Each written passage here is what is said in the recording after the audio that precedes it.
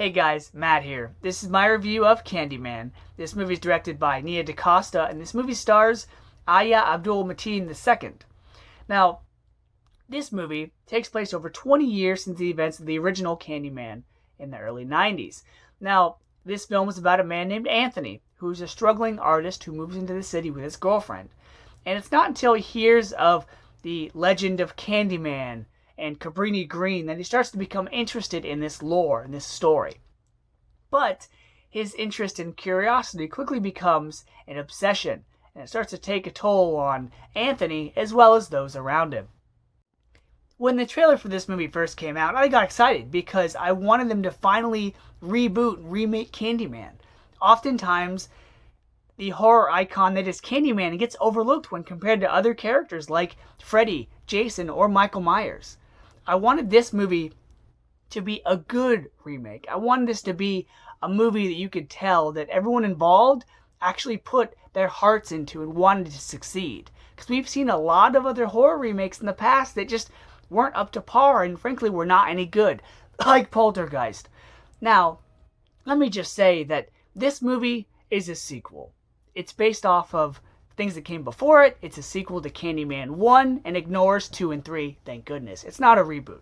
You could look at it in the sense of it's a reboot in the sense that it's introducing today's audiences to this story, and who knows, 10 years from now, people could consider this to be the original Candyman.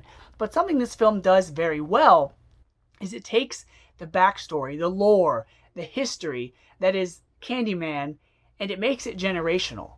It makes it to where things in the past and things in this movie would eventually be lore and stories one day going forward, which I really liked. But so there isn't a whole lot to say about this movie aside from good things. This movie was really well done.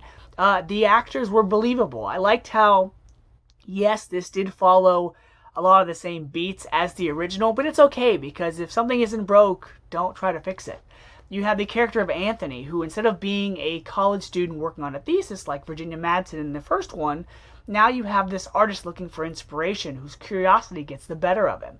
And I like how, like a lot of horror movies, it follows the trope of someone who's curious about something, does investigating, does their research, and, their curiosity kind of digs them down a rabbit hole, which eventually starts to get them to freak out and act weird and starts making everyone around them question what's going on with them. It's a trope we've seen hundreds of times, but it works in this movie. I liked how the kills were very cleverly executed, no pun intended, because Candyman is all about saying his name 5 times and a mirror. This movie uses mirrors very well.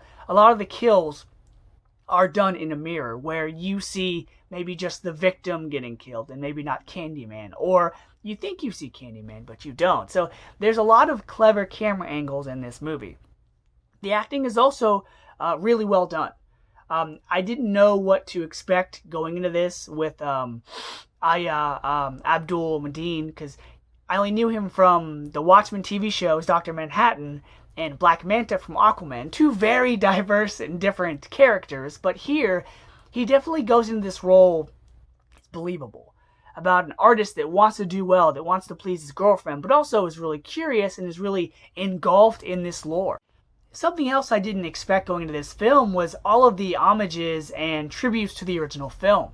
They used some of the same shots, they even used a couple of the same characters from the original movie, but also they used that story as the backbone for this movie, which is really neat because the original film dealt with backstory and lore that came before it. And so now you could look at the original film as the backstory for this film, which I really enjoyed because I like it when films have references and nods to characters or events that came before it. They didn't forget where they came from, so to speak.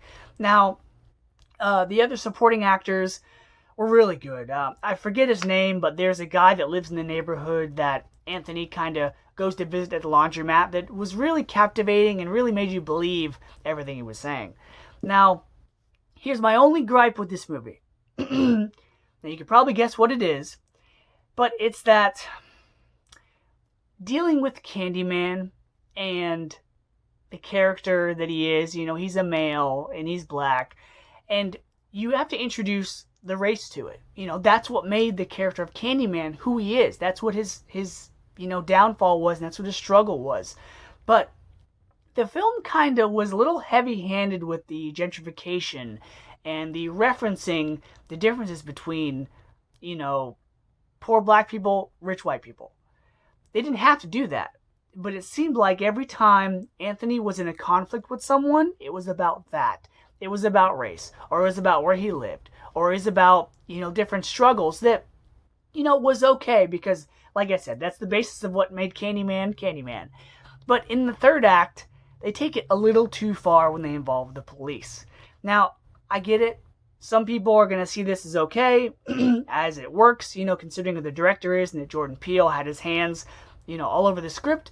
That's okay. For me, I just thought it was a little heavy-handed, and it takes the lore of Candyman from this, haunted, tragic figure to this thing of like, oh, that mean old white guy's pissing me off, so I'm going to send Candyman after him. And that's not who the character is. Now, again, all film is subjective. You might see that and the tone of that differently than I did, but that was the only thing I had a problem with this film. So, because this movie was scary, because the kills were really cool, because the acting was good, and because it referenced the original film, Candyman was a good movie. And I liked how they even told some of the backstories through, puppets and little paper cutouts that a boy's telling in front of a light. So it showed you what happened, but it told you everything through the perspective of a child, which was really well done. So because everything was really good, and like I said, this movie made me smile after I walked out of the theater, I'm going to give Candyman an A-. So until next time, guys, see ya. And whatever you do, don't say Candyman's name 5 times in front of a mirror, or else. See ya.